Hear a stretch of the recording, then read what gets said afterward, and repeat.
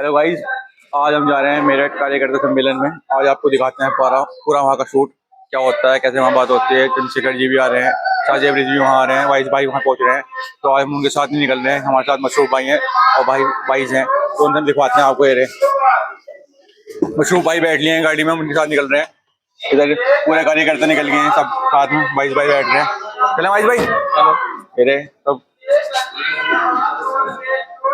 अब आपको दिखाते हैं आज वहीं का मेरठ का सारा कैसी मीटिंग रहती है, वहाँ क्या क्या होता है। थोड़ी बात चंद्रशेखर से मिलने की रहेगी, ठीक है। बाबा दिखाते हैं आगे चलते हुए। गाड़ी में बैठे और हम मेरठ के लिए निकल गए। हम यूनिवर्सिटी पहुंच चुके हैं। अब दिखाते हैं आपको सम्मेलन हॉल, यहाँ पर पार्टी का कार्यकर्ता सम्मेलन है। और वहाँ पर अभी स्टार्ट हुआ है थोड़ा थोड़ा करके, अभी लोग बाग जुड़ने शुरू हुए हैं। अब दिखाते हैं आपको। भाई मशहूर भी पहुंच गए हमारे साथ। ये वो हॉल है जहाँ पर अभी ये सम्मेलन स्टार्ट होगा। अभी यहाँ पे कुछ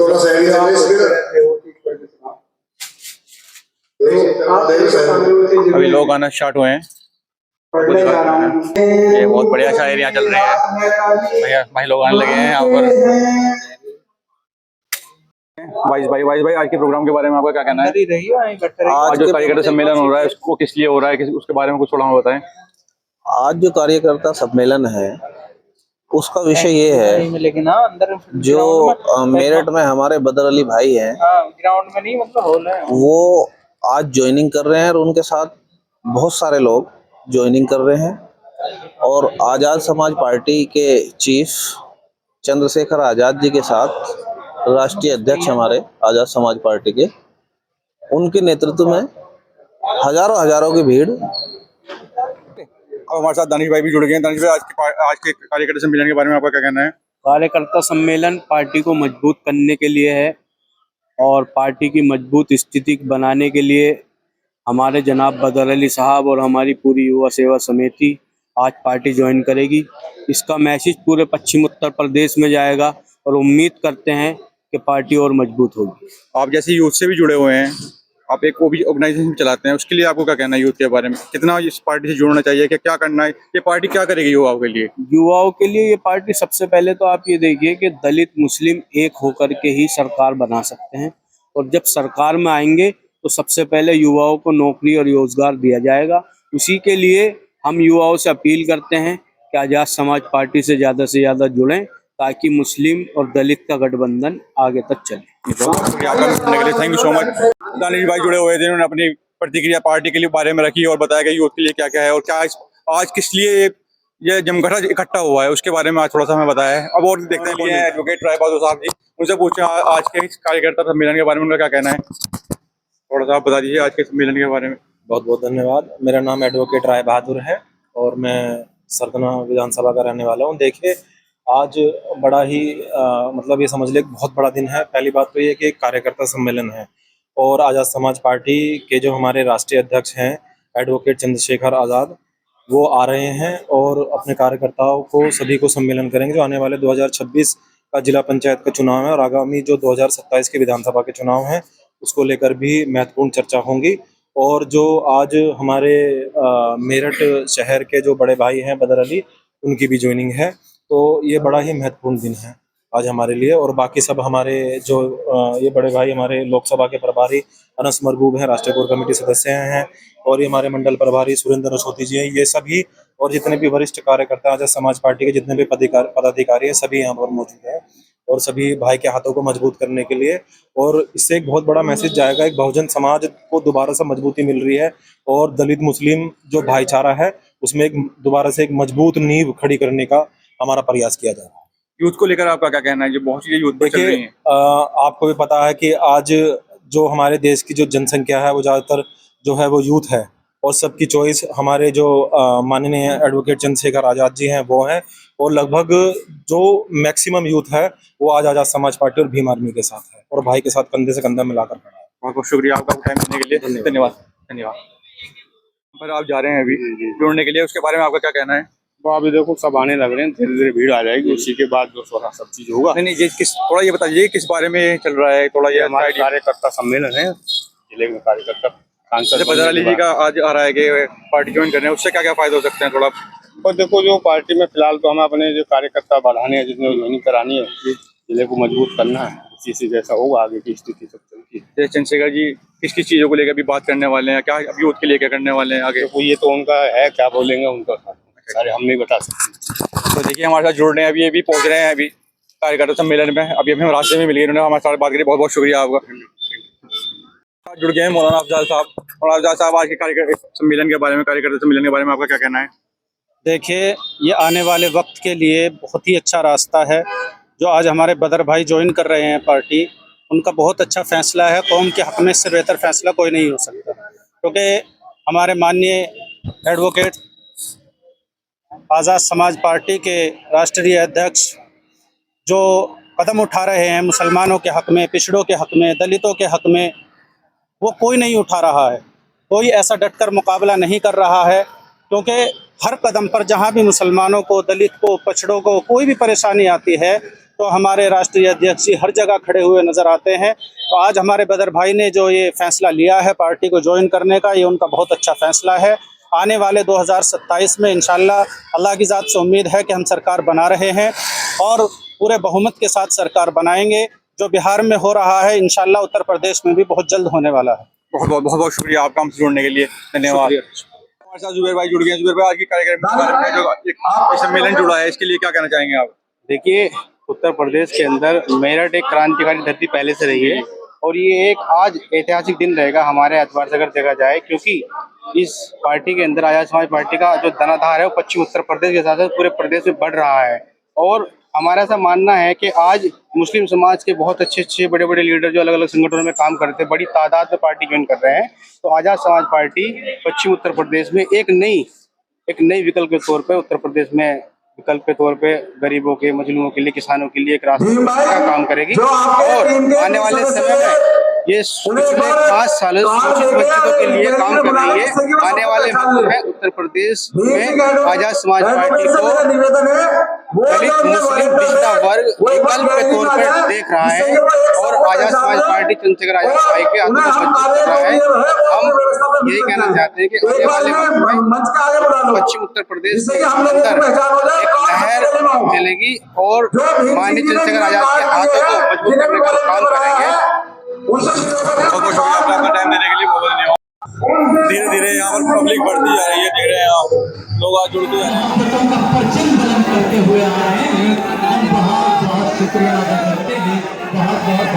मैं यही बताने के लिए आया था, बहुत सारे वक्ताओं को बोलना है जो आज सबसे ज्यादा जुल्म किया जा रहा है, सबसे ज्यादा मुकदमे लिखवाए गए तो हमारे दलित समाज के भाइयों पर और हमारे मुस्लिम समाज के भाइयों पर।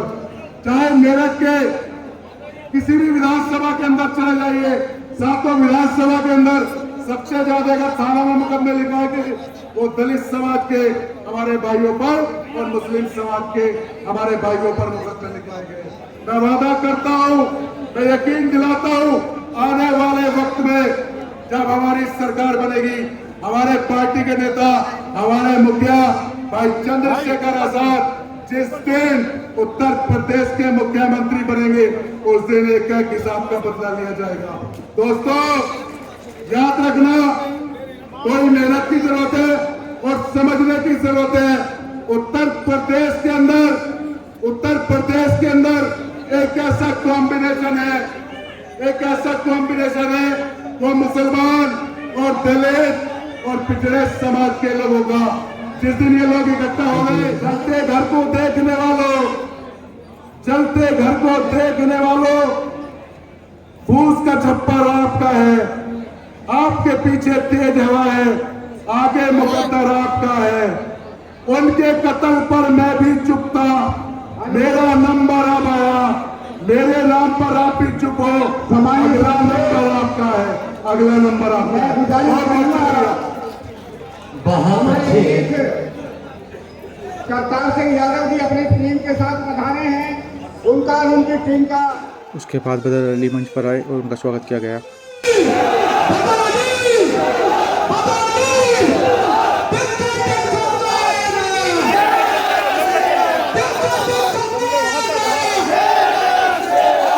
तभी चंद्रशेखर जी स्टेज पे पहुंचे, पब्लिक को नमन करते हुए सबसे हाथ मिलाए उसके बाद उन्होंने एक बुजुर्ग बाबा से आशीर्वाद लिया और बाकी बच्चे लोगों से भी हाथ मिलाए।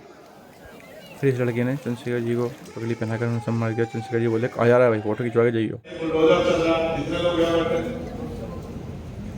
आज तो हालात ये है, ये भी नहीं पता सुबह घर से निकलेंगे और शाम के समय ईमानदारी से फैसला अपने घर आ जाएगी, इस बात का भी आज भरोसा नहीं। कहां एक भीड़ ऐसी कटी हुई है जो भीड़ धर्म के आधार पे, जाति के आधार पे, आपके कपड़ों के आधार पे, आपके पहनाव के आधार पे आपको मार पीट के अधमरा कर देंगे, उल्टा मुकदमा भी आपके ऊपर कर देगी, आप पिटोगे भी और आपको जेल भी जाना। मैंने एक रिपोर्ट पढ़ी है, 1 लाख स्कूलों में 1 टीचर है, मात्र 1 टीचर। 1 लाख स्कूल ऐसे हैं जहां हर स्कूल में मात्र 1 टीचर। आप मुझे बताओ 5-6 सब्जेक्ट हैं, एक टीचर कैसे पढ़ा सकता है 5-6 सब्जेक्ट को? और जब शिक्षा ही नहीं मिलेगी तो किस गरीब का बच्चा आज नौकरी रोजगार कर लेगा? कैसे किसान परिवार के लोग मुख्य धारा में आएंगे? आप कैसे सस्ती होगी गरीबों की? तालीम को खत्म कर रहे हैं, तालीम को जानबूझ कर रहे हैं, क्योंकि वो जानते हैं कि अगर लोग पढ़ेंगे तो सवाल करेंगे, लोगों से उनके पढ़ने का अधिकार छीन लो तो वो दिन दूर नहीं कि लोग गुलाम बनके आपके पीछे पीछे घूमेंगे। लोगों के स्वाभिमान सम्मान को चोट की जा रही है। और इसका सबसे बड़ा उदाहरण गुर्जर समाज के लोग हैं। गुर्जर समाज के लोग अगर भूल जाए तो उनको याद रखना है, लेकिन जितना अपमान गुर्जर समाज का किया गया सत्ता के द्वारा किसी समाज का नहीं किया गया। याद रहेगा जी, ये आपको तय करना है, आपको याद रखना है किस तरह गुर्जर समाज के लोगों को, क्योंकि बाबा साहब अम्बेडकर कहते थे कि आदमी भूखा रह सकता लेकिन अपमानित होकर नहीं रह सकता। इस सरकार ने आपकी पगड़ी उठाने का काम किया, आपको अपमानित करने का काम किया। और आप जानते हैं जब आपकी पगड़ी उठाने का काम किया तो तमाम नेताओं ने 2-4 दिन बाद आपके साथ कदम मिलाया होगा। चंद्रशेखर आजाद पहले घंटे से आपके साथ था, आपकी ताकत मुझे पड़ा था, कभी आपका गुर्जर समाज के भाइयों का हाथ नहीं छोड़ा। कोई ऐसी लड़ाई नहीं जिसमें गुर्जर समाज के भाइयों का हाथ छोड़ाओ। और मेरे मुस्लिम समाज के भाई बहन एनआरसी की लड़ाई मैं आया बोल गया बदल हो गया जब, और मेरे आज की बात है, कभी नहीं मिले, कोई पूछने वाला नहीं था, परिवारों ने अपने बच्चों की शक्ल नहीं देखी, इस तरह का आतंक का माहौल बना था, कोई पूछने वाला नहीं आया था। मेरे आज की याद, चाहे बरेली का मामला हो, चाहे बदायूं का मामला हो, चाहे फतेहपुर का मामला हो, चाहे सहारनपुर का मामला हो, कहीं का मामला हो। फिर मीडिया से एक कॉन्फ्रेंस हुई। फिर कुछ लोगों ने चंद्रशेखर जी को फूल देने की कोशिश करी। चंद्रशेखर जी बोले भाई फूल को तो हटाना है, और उन्होंने लेने से मना कर दिया। फिर हमने सोचा कि हम जाते हुए भी कवर करेंगे, क्योंकि हमारी पिछवाड़े में कीड़ा था, क्योंकि हम नए ब्लॉगर हैं और इस चक्कर में हमारा माइक कहीं गिर गया और भारी नुकसान हो गया। पर हमने फिर भी हिम्मत नहीं हारी, हमने कहा करके जाएंगे। फिर हमने सारा कवर करने की कोशिश करी। हमारा भाई एक बोला भाई माइक गिरा गया, माइक गिरा, हमने कहा चल यहाँ से निकल, पर पता चला कि हमारा ही माइक था। हेलो, अब हमारे साथ जुड़ गए हैं साजिब रिजवी हाजी जी हमारे साथ हैं। हाजी जी, अब जो ये बोला गया है, चंद्रशेखर जी ने बोला है पिछड़े वर्ग के वास्ते, मुस्लिम के वास्ते जो चीज़ें हो रही हैं, जो परेशानी झेलनी पड़ रही है इस गवर्नमेंट में, उसके बारे में जो बोला गया है उसके लिए आपको क्या कहेंगे? उसके लिए देखिए, पूरे देश को हाईजैक कर लिया गया है। ये बात सामने आ रही है कि संविधान खतरे में है। संविधान खतरे में नहीं, संविधान को मिटा दिया गया है। आज आज़ाद समाज पार्टी और इसके तमाम जितने भी ओहदेदारान हैं, उन्होंने इस बात का आज़्म इरादा किया है कि हम इस देश में जो हमारे बुजुर्गों ने बड़ी बड़ी कुर्बानियाँ दे के और अपने इस मिट्टी को इस खून से रचा है और इस देश को आज़ाद कराया है, आज हम इस परिस्थितियों में हैं कि आज हमें खून के आंसू रोने पड़ रहे हैं। हमारी नस्लों में वो जहर घोला जा रहा है और उस तरीके से बर्बाद किया जा रहा है कि नफरत के बीज इस तरीके से बो दिए हैं कि भाई भाई से जुदा हो गया। आज आज़ाद समाज पार्टी और उसके तमाम जिम्मेदारान और ख़ासकर उसके फाउंडर जनाब चंद्रशेखर आज़ाद साहब ने जो ये पैगाम लेके चले हैं कि प्यार की शम्मा ज़माने में जलाई हमने, आग नफरत की बुझाई हमने। आज जो ये प्रोग्राम हुआ है, ये शोषित पिछड़े और जो हमारे मजलूम जिन पर जुल्म किया जा रहा है और पूरे देश में एक अजीब किस्म का राष्ट्रवाद का ऐसा आतंकवाद फैलाया जा रहा है कि हर आदमी को मशकूक नज़र से देखकर उस पर तरह तरह की तोहमतें और बदनामें रखी जाती हैं। जबकि तमाम इतिहास गवाह है कि इसमें इस मुल्क के आज़ाद कराने में और यहाँ के तमाम जो कुर्बानी है सभी के बुजुर्गों ने यहाँ दी है और इस मुल्क को आज़ाद कराया है। पहले तो यहाँ अंग्रेज गोरे मुसल्लत थे, अब इन कालों ने पूरी तरीके से एक आतंकवादी फिजा यहाँ से कायम कर रखी है। उसके खिलाफ ये अलग जगह है और इंशाअल्लाह हम उम्मीद करते हैं कि भाई चंद्रशेखर ने जो मशाल लेकर के इस पिछड़ों को और दलितों को, खासकर मुस्लिमों को जो आगे चलने का मौका दिया है, ये बहुत आगे चल के इंशाअल्लाह ये कामयाबी के दहाने को पहुंचेगी इंशाअल्लाह। 27 में विधायक होंगे सरदना से। सरदना विधानसभा 44 भाई शाहजेब की होगी इंशाअल्लाह।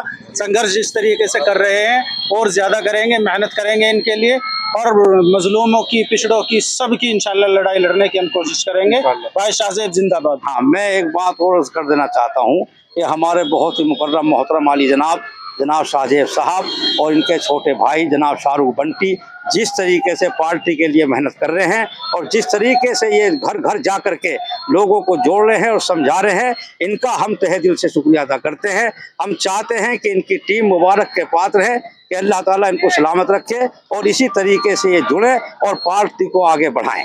बहुत बहुत शुक्रिया आपका। मैं भूल गया।